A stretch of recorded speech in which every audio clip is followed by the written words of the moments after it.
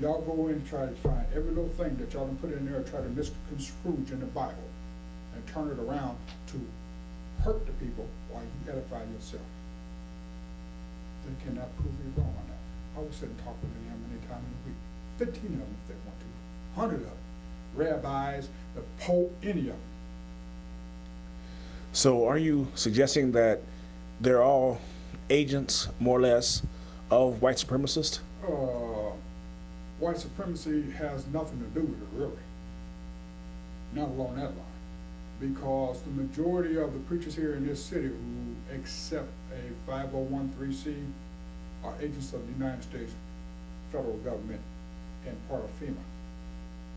FEMA has control over them. Anything that they are told to do as a group, they have to do it, or individually they have to do it. They accepted that money. When they signed that contract to get that money, they had to follow through on it, and it's in there. That's why I keep telling everybody, go read the FEMA directives. What do you think is going to happen?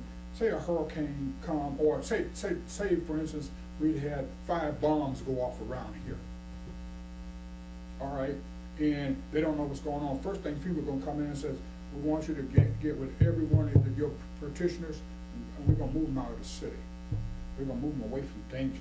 We got a camp up here. We're going to put them all in these camps and everything.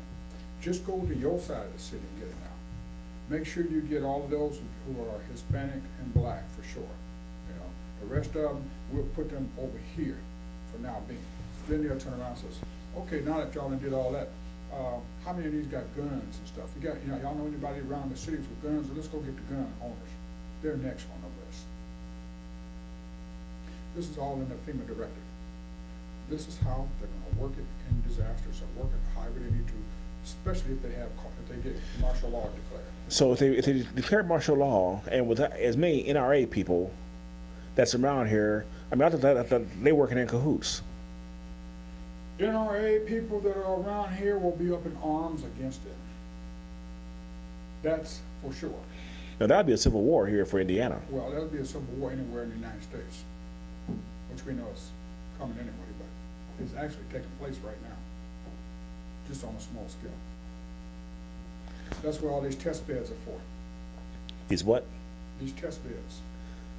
What is a test bed? Well, think about it. Didn't they just get tested in Boston? Okay. That was a test bed. Like even the commentator on the the news person said this weekend when after them bombs and everything gone on, they said if it was really meant to be Al Qaeda or somebody like that, that bomb would have been massive.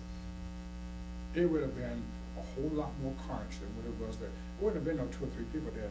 It might have been 200 or 300 people dead, and thousands upon tens of thousands wounded. Setting them off like that in that kind of blast area and everything.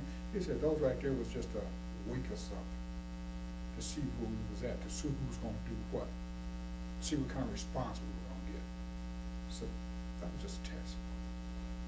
I said, all right, no doubt. When's the big one going to come? But aside from all that, you are optimistic and positive-minded that blacks are going to come out okay. We're not going to come out any better than anybody else overall, but we're not going to be any worse than anybody else overall. Are we going to still be lower on the totem pole? We're going to be lower on the totem pole until we get to the understanding that we need to get out of religion. When we get to the point of understanding that we need to leave the religion alone and get back into the scriptures and start doing right by those commandments and laws that are there in the scriptures, especially the first 10, and faithfully follow through on them and everything the way that we're supposed to, then we will see an edification of the true meaning of who we are as a people. Everybody's going around here. Why do you think the media is so hard on so-called black Hebrew Israelites? Because they want everybody to think that they are such a racist group and all that kind of stuff. But you don't hear them talking about the Ku Klux Klan around Fort Wayne like that. Or the Tea Party, which is the other name for the Ku Klux Klan these days, or some of the other places.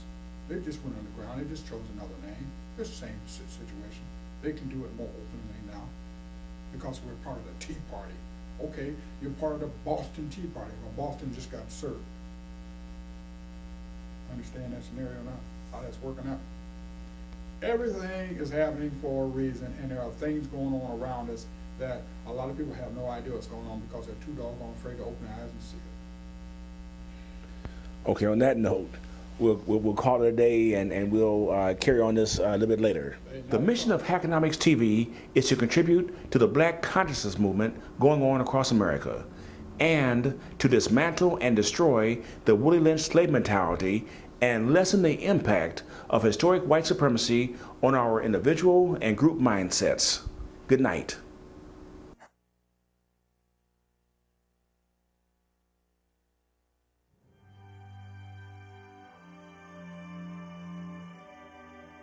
The views and opinions expressed do not necessarily reflect those of Access Fort Wayne, the Allen County Public Library, or any other supporting groups.